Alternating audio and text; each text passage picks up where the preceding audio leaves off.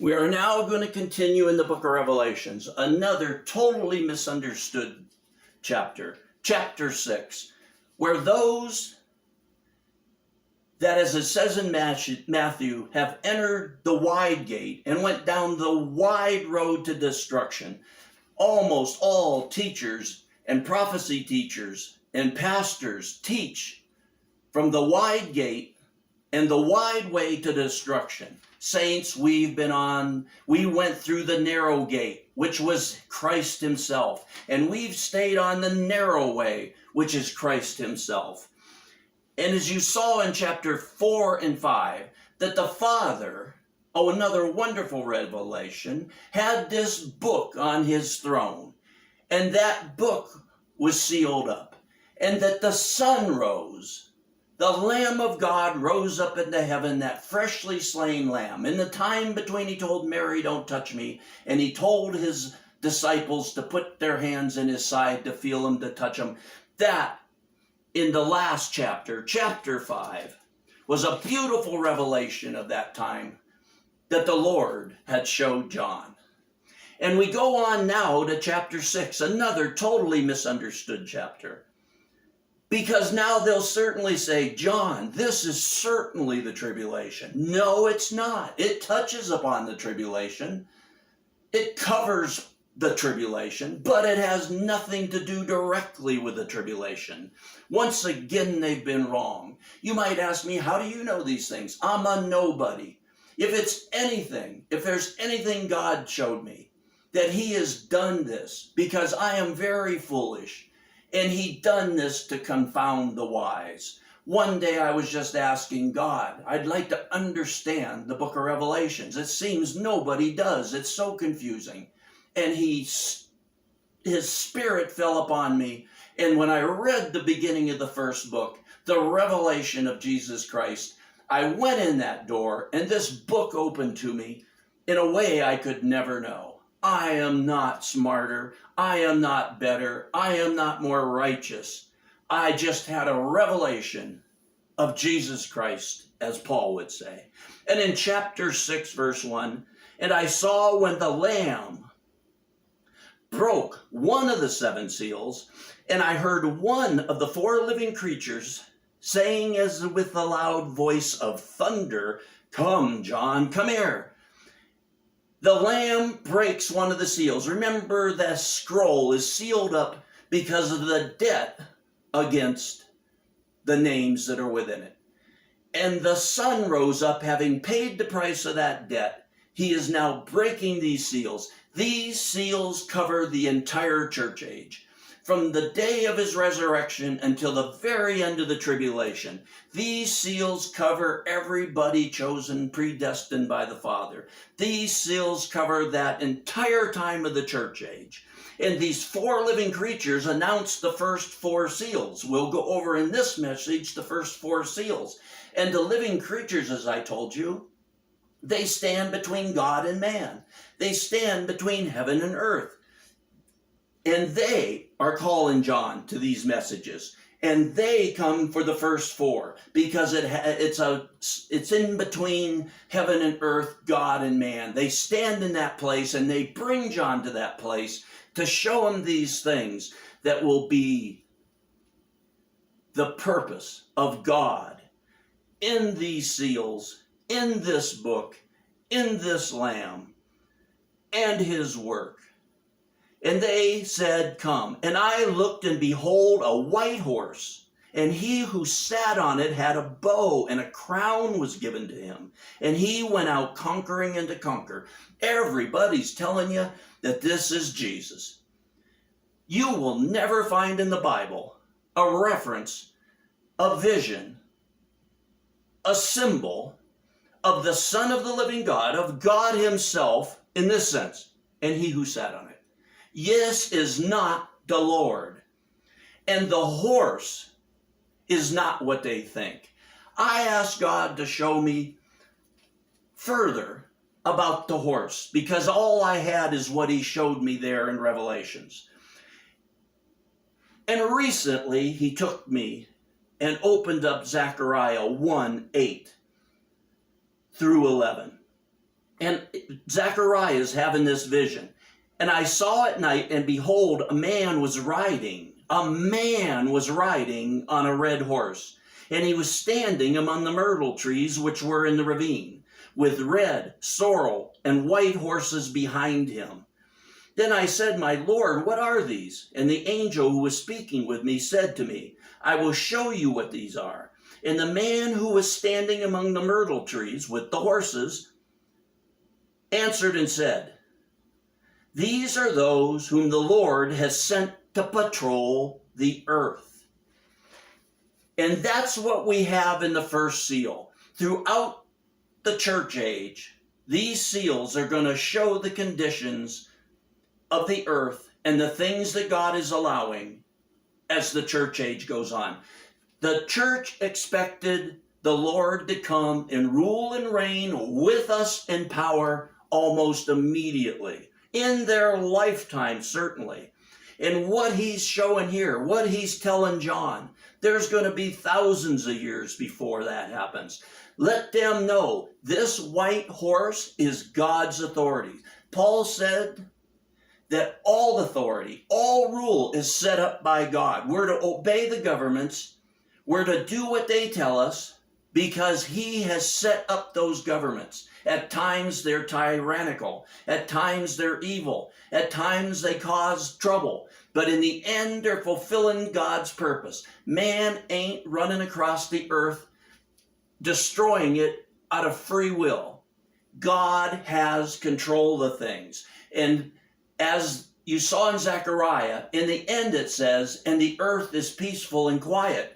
In the end, we are better off with this rule and reign under God's authority, because you take God's authority away with these human beings, and the earth will turn into chaos. Everybody, imagine a riot in an inner city for something that's just drove everybody mad. The whole earth will be like that without these men with God's authority ruling and reigning upon the earth.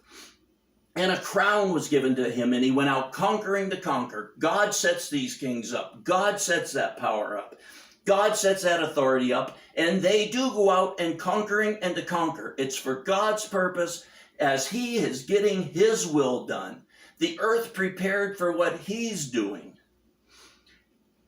So the church expected him to come back right away. But he is saying, and to rule and reign, but he is saying no man will rule and reign for a considerable amount of time.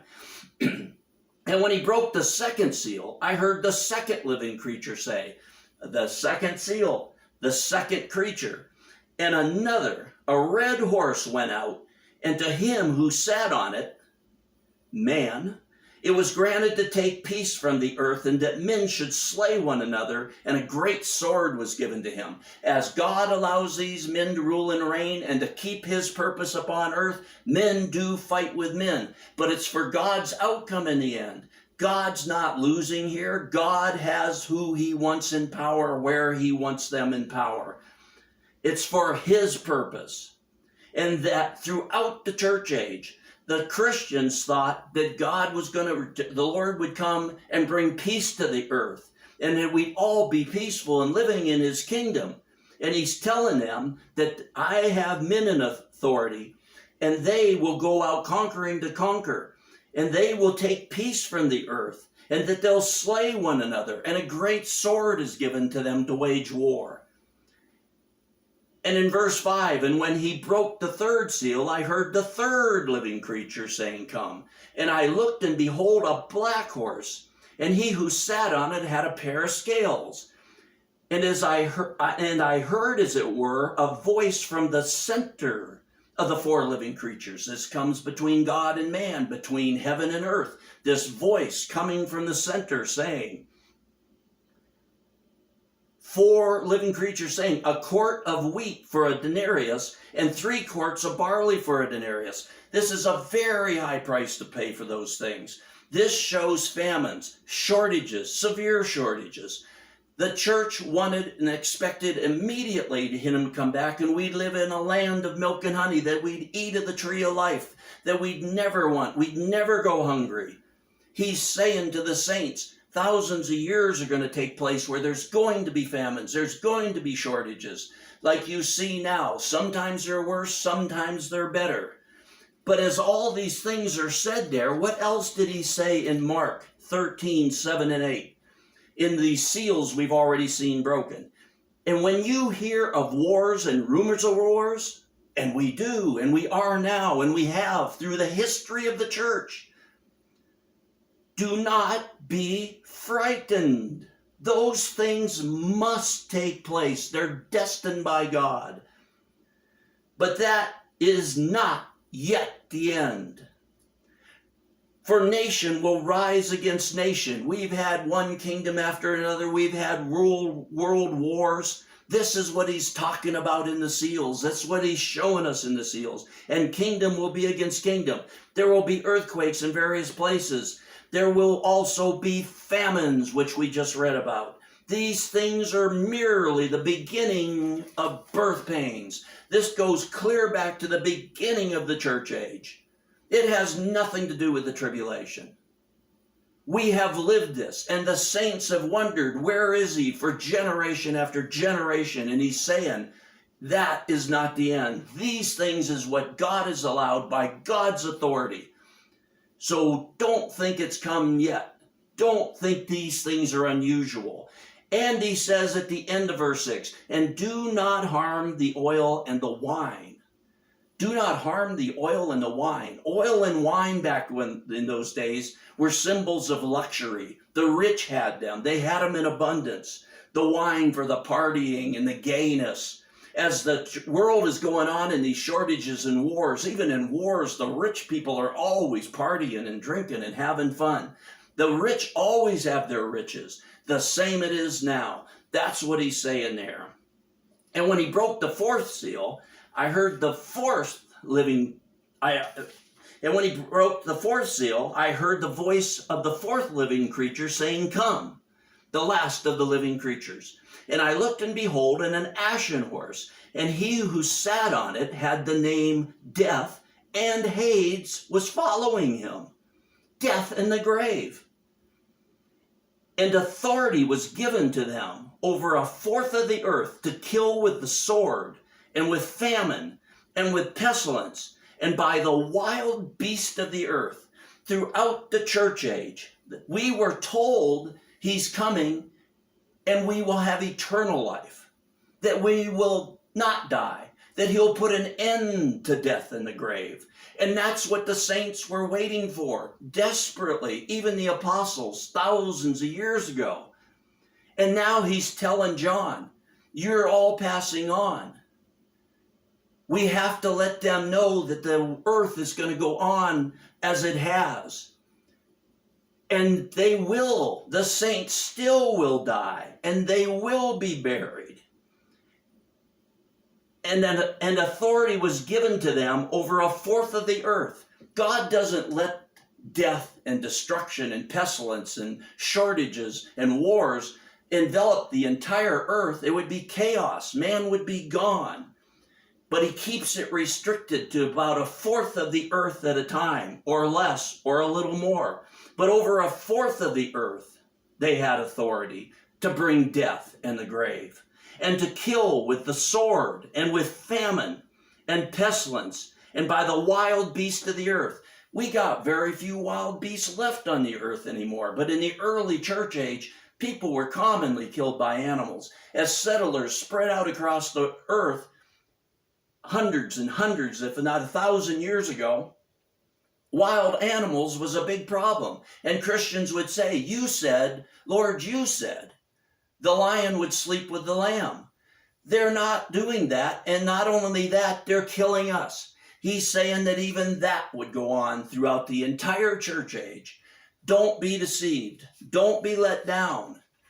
And you can see now, I hope, that this has nothing to do directly with the tribulation. But these things will go on in the tribulation and will be magnified in the tribulation. But so far, we're not there yet. The second half of this chapter, chapter 6, we will cover in the next message.